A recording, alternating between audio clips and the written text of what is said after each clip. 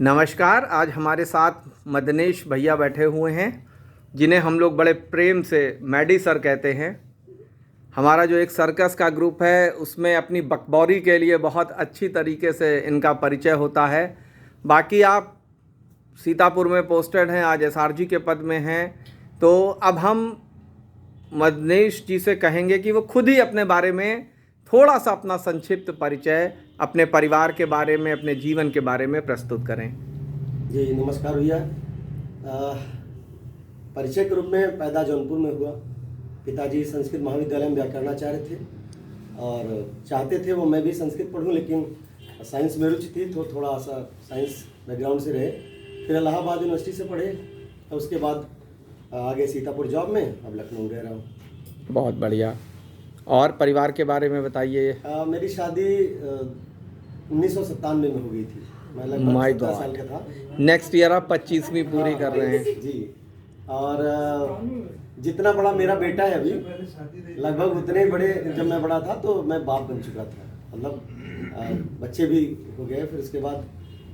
लेकिन ये रहा कि जॉब थोड़ा उसके बाद देर से मिली तो बच्चे भी घर पे रहते थे, मैं जॉब में रहता था, तो स्टूडेंट लाइफ लगभग रही जॉब में भी। लेकिन अभी कुछ वर्ष पहले ही मैं लखनऊ शिफ्ट हुआ हूँ, तो अब बच्चे भी साथ रहते हैं और अम्मा बाबूजी भी लगभग आते जाते रहते। कभी वो लोग यहाँ आते हैं, कभी गांव में रहते हैं। तो गांव से भी मेरा मोह छूटा नहीं और न छूटेगा कभी। तो गांव आना जाना रहता है और लखनऊ रहता हूँ। जॉब सीतापुर में चल रही है। बहुत बढ़िया। अब ये बताइए कि एक सामान्य शिक्षक के रूप में आपने बेसिक शिक्षा परिषद को, जैसा आपने बताया, 13 फरवरी 2009 को ज्वाइन किया, तो फिर आगे आप बहुत सुदूर सीतापुर के एक ग्रामीण अंचल में बेहटा ब्लॉक में पोस्टेड रहे। वहाँ की दुरूहताएँ अलग हैं। फिर अब आपके पास एसआरजी के रूप में पूरे ज़िले की जिम्मेदारी आई है। जब आप घूम घूम के बहुत से ब्लॉक्स में जाते हैं, बहुत सारे कार्यक्रमों को आपको अटेंड करना पड़ता है और क्लासरूम टीचिंग से निकल करके आप ट्रेनिंग के उसमें लोगों को ट्रेन करने में और बहुत सारे जो है सरकारी कामकाज में आगे बढ़ गए। तो दोनों भी भूमिकाओं में आपको क्या परिवर्तन लगता है और कैसा आप महसूस करते हैं? जी एक्चुअल में मेरी नियुक्ति जब हुई थी तो गोदलामू ब्लॉक के चौपरिया स्कूल में हुई थी और इलाहाबाद यूनिवर्सिटी से आने के बाद एक नया जोश था और सारी चीज़ें थी। तो मैं ज़्यादातर मैंने फोकस किया कि मैं बच्चों से कैसे जुड़ाव कर पाऊँ और बच्चों से जुड़ा भी। और मैंने चौपरिया स्कूल में बच्चों के साथ बहुत बेहतरीन कार्य किया। मुझे लग रहा बेहतरीन किया, लेकिन वहाँ से ग्रामीण अंचल के लोगों ने भी बताया कि मैंने काम किया है। उसका असर ये है कि आज भी वो बच्चे जो पढ़े हैं मुझसे, लखनऊ में भी ऑटो चला रहा होगा बच्चा, वो भी मिलेगा तो गुरुजी प्रणाम करके बात कर लेता है। तो लगता है कि मैं जुड़ पाया था उनसे। तो 5 साल तक मैं चौपरिया में रहा और मैंने, चूँकि मेरी ख्वाहिश थी, मेरा शौक था टीचिंग, ऐसा नहीं कि मैं मजबूरी में आया। एक्चुअल में जब मैं इलाहाबाद में तैयारी कर रहा था तो कुछ दोस्त कहते थे कि तुम तो यार कुछ अच्छा कर सकते हो, तुम बढ़िया पढ़ने में ये है। लेकिन मैं जब देखता तो मेरे दोस्त को जो IAS PCS हैं, उनकी लाइफ जब मैं देखता था तो मुझे लगता था कि ये अपने हिसाब से लाइफ नहीं जी पाते हैं और एक टीचर के रूप में मैं अपने हिसाब से अपनी लाइफ जी सकता हूँ, अपने विचारों के साथ, अपने सिद्धांतों के साथ, अपने व्यवहार के साथ। तो मेरे शौक में आ गया टीचिंग और मैं जब टीचर बना तो फिर मैं, ऐसा नहीं कि मैं भी तैयारी कर रहा हूँ, नो, मैंने तैयारी छोड़ दी और एज ए टीचर ही मैंने वर्क किया। लेकिन जब कभी भी मौका मिलता था लीडरशिप का, चाहे वो ट्रेनर बनने का हो, चाहे कहीं जाने का रहा हो, घुमक्कड़ी भी रहा, खास करके इलाहाबाद की जब बात आती तो भागा दौड़ा जाता था। तो ऐसे में मैं लीडरशिप मैंने लिया और बार बार लोगों से ट्रेनिंग में मुलाकात होना और हर कहीं आना जाना, तो उस वजह से कहीं ना कहीं हमको एक मोटिवेशन मिला। और जब कभी भी मौका मिला विभाग के लिए कुछ बेहतर करने का, तो जब मैं बेहटा प्रमोशन में गया तो वहाँ से मैं ट्रेनिंग में थोड़ा ज़्यादा इन्वॉल्व हो गया। 72,000 की जब ट्रेनिंग हो रही थी तो बेहटा ब्लॉक का मैं और नित्यानंद जो मेरे साथी थे, हम लोगों ने ट्रेनिंग में बहुत मेहनत किया। और आज भी 72,000 के जो भी ट्रेनिंग्स वहाँ पे बेहटा के जो भी पूरे जनपद में हैं, जब कभी मिलते हैं तो लगता है कि हाँ, ट्रेनिंग में हम लोग कितना जुड़े थे, वहाँ भी रहा। फिर उसके बाद ट्रेनिंग के बाद DRP बना मैं। ग्रेडेड लर्निंग कार्यक्रम चला सरकार की तरफ से, जब BJP गवर्नमेंट आई तो ग्रेडेड लर्निंग कार्यक्रम में एज ए DRP काम किया। और फिर DRP के बाद जैसे ग्रेडेड लर्निंग का माहौल थोड़ा ठंडा पड़ा और मिशन प्रेरणा आ गई, तो उसके बाद मैंने एज ए SRG काम करना शुरू किया। तो मुझे जो लगता है एज ए टीचर, मैं जो प्रैक्टिकल करता था तो मुझे लगता था ऐसा होना चाहिए। तो वो चीज़ें अब मैं जाकर कभी कभी क्लासरूम टीचर में टीचर से बात करता हूँ तो किस तरीके से वो बेहतर टीचिंग कर पाए। कुछ टीचर्स ऐसे भी होते हैं जो मैं सोच लेता हूँ उससे और बेहतर टीचिंग करते हैं, तो उनको कॉम्प्लीमेंट निश्चित रूप से मिलना चाहिए, करता भी हूँ। लेकिन जहाँ लगता है कि अब थोड़ा सा सुधार की ज़रूरत है, वहाँ मैं उनसे बात करता हूँ और कैसे बेहतर तरीके से कर पाए इन मुद्दों पर चर्चा करता हूँ। तो वहाँ पर मैं करता था और यहाँ कोशिश करता हूँ कि मेरे साथ और भी लोग करें। ये थोड़ा सा अंतर जो है। बहुत बढ़िया। तो आपकी एसआरजी के रूप में ज्वाइनिंग किस डेट को हुई थी? नवंबर 18 में जो है हम लोग नवंबर 18 में आप एसआरजी बने। तो मुझे लगता है कि 2015 में, वही फरवरी में जो प्रमोशन हुए थे उसमें आप बेहटा पहुंचे होंगे गोंदला मऊ से। नहीं बहुत बढ़िया। 2 जुलाई 14 में आ गया था। 2 जुलाई बाद में कुछ लोग हम लोगों के बाद में जी जी, क्योंकि 13 फरवरी वालों का प्रमोशन तो पहले ही हो गया था। तो बहुत बढ़िया सर। तो और बताएं अपने शौक के बारे में। आप गाने बहुत अच्छे गाते हैं, ये एक नोन फैक्ट है जो दुनिया जानती है। और थोड़ा सा एक पर्सनल क्वेश्चन, इन गानों के दम पे आपने कितने लोगों को गिराया है?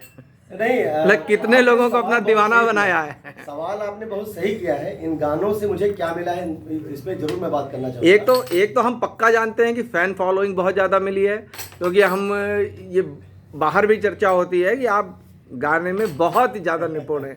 तो इससे जो है वो इलाहाबाद यूनिवर्सिटी का दौर कि लोग खींचे चले आए होंगे, क्योंकि कोई चेहरे पे तो लिखा नहीं है कि आप मैरिड हैं। लोग सुहाने होते हैं सर।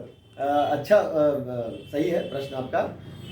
मैं बचपन से ही जब कार्यक्रम होता था स्कूल में तो मैं मौका छीनता था, जबरदस्ती जाके खड़ा हो जाता था। भले डर के मारे मेरा पैर कांपने लगता था, चेहरा लाल हो जाता था, सांस नहीं ढंग से चल पाती थी, लेकिन उल्टा सीधा जरूर बोलता था कुछ। और अंत में कंडीशन ये रही कि इंटर तक बहुत ही साई नेचर का रहा मैं, और बस केवल स्कूल और घर और मेरे पेड़ पौधे, दुनिया मेरी यही थी। फिर शादी ही इंटर में हो गई तो दुनिया में कुछ परिवर्तन तो हुआ ही। लेकिन उसके बाद मैं जब इलाहाबाद यूनिवर्सिटी में गया, हाँ वो जरूर चर्चा मैं जरूर करूँगा। इलाहाबाद यूनिवर्सिटी में जब गया तो मुझे हर वक्त ये एहसास होता था मैं शादीशुदा हूँ। तो गांव का स्टूडेंट, बहुत ही शाई नेचर, और शादीशुदा दूसरे, तो ऐसा कुछ संभावना ही बनी नहीं। अगर नहीं कहीं संभावना बन भी रही है तो उसको मैं ख़त्म कर देता था।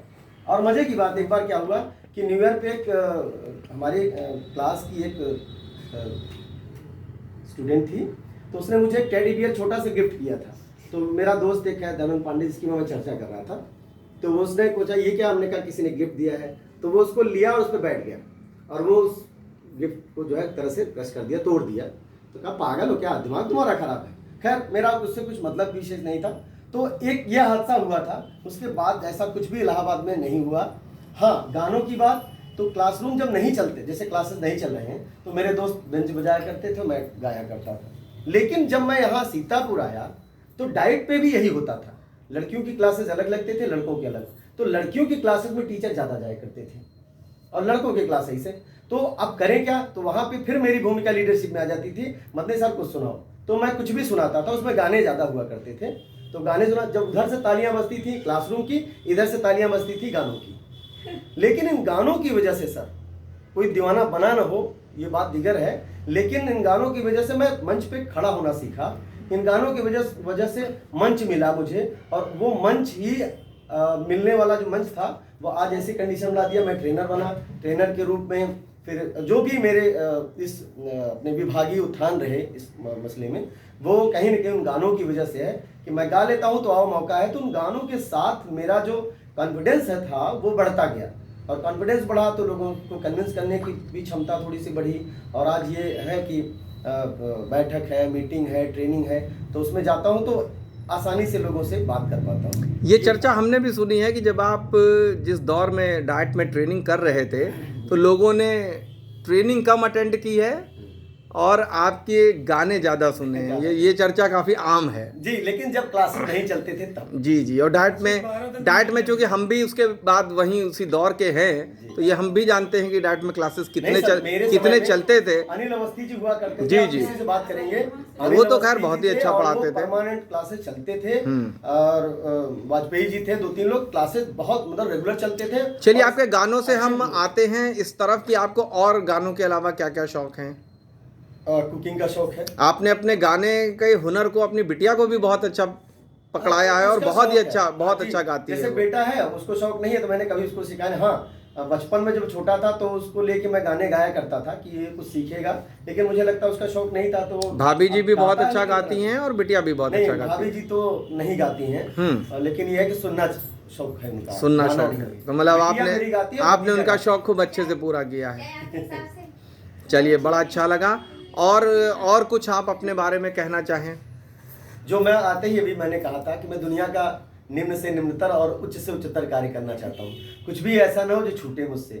तो कभी मौका मिलता है तो बहुत छोटे छोटे बच्चों के साथ जो मंडी में रहते हैं या कहीं काम कर रहते हैं, देखिए, उनके साथ बात एक करता हूँ। एक कॉम्प्लीमेंट और है मैडी सर के लिए कि मैडी सर सामने आपको स्क्रीन में दिखाई दे रहे हैं।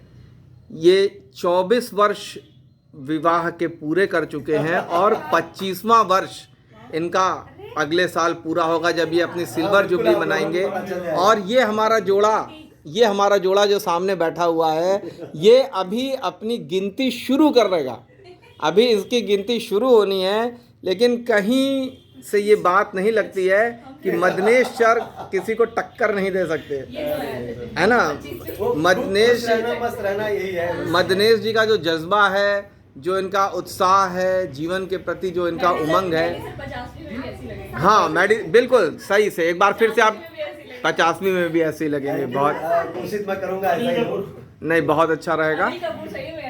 अनिल कपूर, बिल्कुल, इनको अनिल कपूर की संज्ञा दी जा सकती है। और ये हम लोग अक्सर इंटरव्यूज वगैरह में पढ़ा करते हैं कि अनिल कपूर की जो जज्बा है और उसकी जो ताजगी, उसका राज है उसका समय से सोना। वो 9 बजे के बाद कभी जागता इधर नहीं, भी वो 9 मेरे बजे साथ सो ये जाता नहीं है। जी, जी जी जी।